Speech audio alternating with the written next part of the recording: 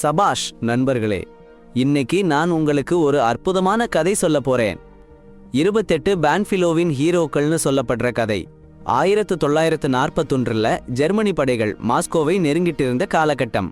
Soviet ராணுவம் எதிரிகள் வரப்போறதுன்னு தெரிஞ்சுக்கிட்டாங்க. ஆனா அது வரைக்கும் சாதாரணமாத்தான் வாழ்க்கை போச்சு. அப்பதான் லெப்டினன்ட் உக்ரமோவ் வந்தாரு 316வது ரைஃபிள் பிரிவுக்கு. அப்புறம்தான் எல்லாமே மாறிடுச்சு.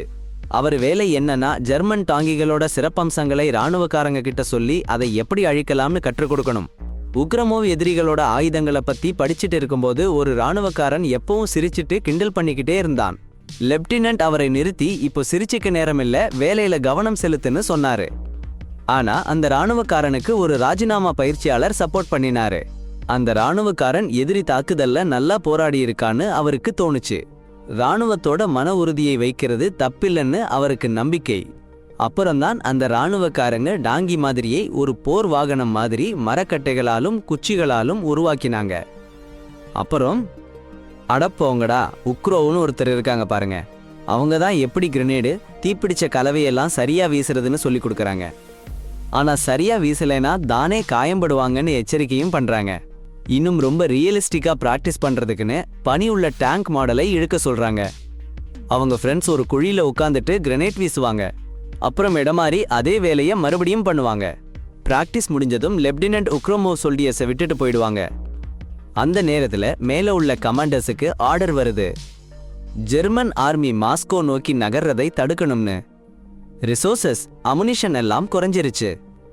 ஆனா நாஜி ராஜதானியில நுழைஞ்சா பெரிய ப்ராப்ளம். கமாண்டர் சோல்டியர்ஸுக்கு மோட்டிவேஷன் ஸ்பீச் கொடுக்கறாங்க. பான்ஃபிலோ வீரர்கள் எவ்வளவு நேரம் முடியுமோ அவ்வளவு நேரம் நிற்கணும்னு எதிர்பார்க்கறாங்க.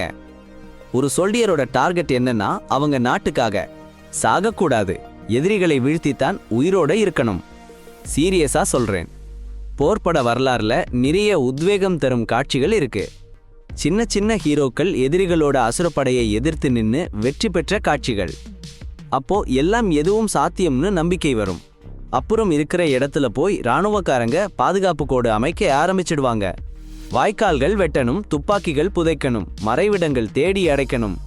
அதுவும் ஒரு புது இடத்துல. இந்த ஒரு ட்விஸ்ட், ஜெர்மானியர்களுக்கு போய் பாதுகாப்பு கோடு அமைக்கணும். ரஷ்யாக்காரங்க இங்கதான் இருக்காங்கன்னு நினைக்கணும். உண்மையான துப்பாக்கிகளைப் போலவே இருக்கிற மோக்கரி துப்பாக்கிகளையும் வைப்பாங்க. தப்பாக்கி வீரர்களும் மிஷின்கன் வீரர்களும் உறங்காம தங்கள் இடத்தை நிறுவிடுவாங்க. காலையில ஒரு ஜெர்மன் விமானம் வந்துடும். ஒரு ரெட் ஆர்மி சொல்றான், ஒருத்தன் ரைபிள் வச்சு விமானத்தை கீழே போட்டானாம். அவனும் அப்படி கீழே போட முயற்சி பண்ணுவான். ஆனா மிஸ் ஆயிடும். அந்த ஒரு குண்டு எதுவும் செய்யாது. அதுவும் போய் ஃபயரிங் பாயிண்ட்ல ஒருத்தன் நின்னுக்கிட்டு இருக்கான். பைலட் அவன் இடத்தை குறிச்சுக்கிட்டு இருக்கான். அப்புறம் அவன் கூட்டாளிகள் வர்ற எதிரிகள்ல இருந்து தப்புறதுக்கு கள்ளிமுள் கம்பி ரோல் எடுத்துட்டு வராங்க. அவங்க உள்ளூர் முதியவர்கள் கிட்ட கள்ளிமுள் கம்பிக்கு பதிலா உருளைக்கிழங்கு கேட்கறாங்க. ஆனா அவங்க மறுக்கிறாங்க. அடுத்த நாள் காலையில ஜெர்மன் பீரங்கி தாக்குதல் ஆரம்பிச்சிடுச்சு. ரெட் ஆர்மி யோசனை சூப்பரா சக்சஸ் ஆச்சு.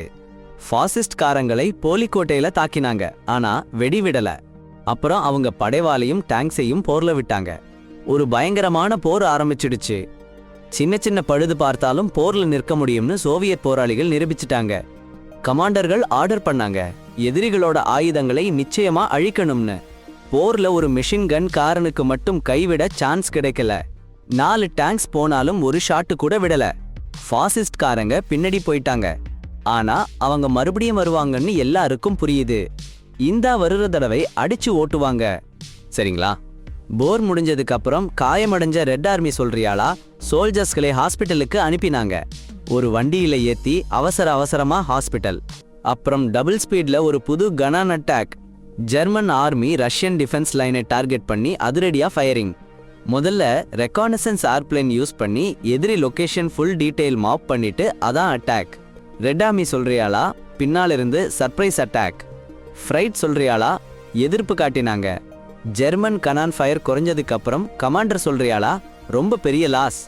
28 சொல்றியாளா தான் பாக்கி. ரீஇன்ஃபோர்ஸ்மெண்ட் ஆர்டர் பண்ணினாங்க.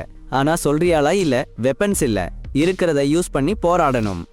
Political instructor team members unit பண்ணி ஒவ்வொரு யூனிட்லையும் அட்லீஸ்ட் ஒரு டேங்க் டிஸ்ட்ராய் பண்ணணும்னு ஆர்டர் பண்ணினாங்க.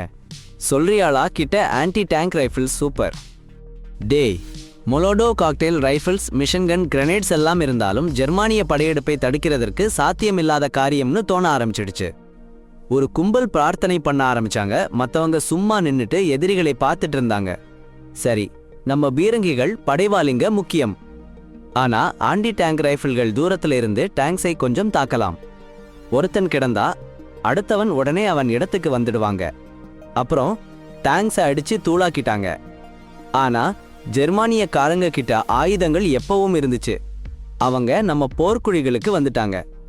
அப்போ ஒரு மிஷின்கன் வீரன் 100 ஃபாசிஸ்ட்ஸை வெட்டி போட்டான். ஒரு டேங்க் அவன் மேல தாக்குதல் போட்டது வரைக்கும் அப்புறம் மிஷின்கன்னால எல்லாம் பயம் போச்சு. நெருங்கி வந்து தாக்க ஆரம்பிச்சிட்டாங்க. சரி, கதை ஆரம்பிக்கிறோம். ரஷ்ய இராணுவக்காரங்க தீப்பிடிச்ச பாட்டில்கள், கிரனேட்கள்னு எல்லாத்தையும் வீசி வீசி தாக்குதல் போட்டாங்க. லெப்டினன்ட் உக்ரமோவ் கொடுத்த பயிற்சி வெறும் வீண் இல்லை. சோவியத் சேனை வீரர்கள் தங்கள் ஆயுதங்களை உபயோகிச்சு எதிரிகளை தடுத்து நிறுத்தினாங்க. ஆனா அடப்பாவி, நிறைய வீரர்கள் உயிரிழந்தாங்க. சிலர் கிரனேட் வீசுறப்ப தள்ளாடி விழுந்தாங்க. சிலர் ஆயுதங்களோட சேர்ந்து போயிட்டாங்க. சிலர் தோழர்களை காப்பாத்த போய் உயிரை விட்டாங்க. காயமடைந்தவங்க கூட போராடிட்டே இருந்தாங்க. அதே சூழ்நிலைதான் தொப்பி ஆபரேட்டர்களுக்கும். ஒரு தொப்பி ஆபரேட்டர் மட்டும் உயிருடன் இருந்தார். அவருடைய ஷெல் கேரியர் காயமடைஞ்சு சாகிறதுக்கு முன்னாடி. இதனால லோடிங் வேகம் குறைஞ்சது. எதிரிகள் நல்லா எய்ம் பண்ண ஆரம்பிச்சாங்க. 4வது கம்பெனி துப்பாக்கிகளே இல்லாம போச்சு. அப்புறம்தான் ஜெர்மன் டாங்கிகள் ரக்ஷண கோட்டை தாண்டி வந்தாங்க. அவங்க கரையிலிருந்து எட்டி பார்க்கும்போது ரஷ்ய சேனை கிரெனேட் மழையில அவங்கள வெடிச்சு போட்டாங்க. ஆனா ரஷ்ய வீரர்களும் அடிபட்டு போயிட்டாங்க. கடைசி தொப்பி ஆபரேட்டரை கொன்ன டாங்கில சாரி அதுல இருந்த வீரர்கள், அடேங்கப்பா, அவன் அடிக்கலன்னா பாருங்க, கிணத்துல சுத்தி சுத்தி விழுந்தவங்கள பூமியால மூடிட்டானாம். ஆனா ஒரு காயமடைஞ்ச ரெட் ஆர்மி வீரன் எதிரி வண்டியை நிறுத்திட்டானாம். சூப்பரா. ஆனால் ரஷ்ய வீரர்களுக்கு வெடிமருந்து குறைஞ்சிட்டே போச்சு. ஒருத்தன் வெடிமருந்து தீர்ந்து போக கிணத்துலேருந்து குதிச்சு ஜெர்மன் மிஷின் கன் எடுத்துட்டான். அடப்பாவி, நிறைய பாசிஸ்டுங்களை கொன்னு புட்டான். ஜெர்மன் டேங்க் காலால் படையை தாக்கிட்டு இருந்தது. அவங்க ஜெர்மன் சேனையை தொடர்ந்து தாக்கிட்டு இருந்தாங்க. ரெட் ஆர்மி வீரர்கள் பாசிஸ்ட் ஆயுதங்களை நிறுத்தவே இல்ல. பாசிஸ்ட் விழுந்ததால வெடிச்சா இல்ல. நாஜிக்களுக்கு இது ரஷ்யர்களோட கடைசி முயற்சின்னு தோணுச்சு. அவங்க சும்மா நகர்றாங்க, பாதுகாப்பா இருக்கும்னு நினைச்சாங்க. ஆனா அவங்களுக்கு தெரியாது, அவங்க முன்னாடி பேயன் கத்தி பிடிச்சு ரெட் ஆர்மி வீரர்கள் காத்திருந்தாங்க. பேயன் கத்தி இல்லாதவங்க கோடாரி கத்தி எடுத்துட்டாங்க. அவங்க கடைசி வரை போராட ரெடி. ஆனா அப்படி ஆகல. டேங்க் குண்ட தடுத்த மிஷின் கன்னர்